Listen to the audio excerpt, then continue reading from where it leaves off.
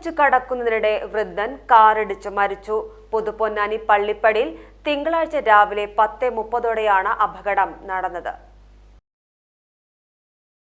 പൊന്നാനി ചാവക്കാട് ദേശീയപാതയിൽ പുതുപൊന്നാനി പള്ളിപ്പടിയിൽ റോഡ് മുറിച്ച് കടക്കുന്നതിനിടെയാണ് പള്ളിപ്പടി സ്വദേശിയും പൊന്നാനി നഗരസഭ പൊതുമരാമത്ത് സ്ഥിരം സമിതി അധ്യക്ഷൻ ഒ ഷംസുവിന്റെ പിതാവുമായ അമ്പലത്ത് വീട്ടിൽ 85 വയസ്സുകാരൻ മുഹമ്മദ് കാറിടിച്ച് മരിച്ചത്.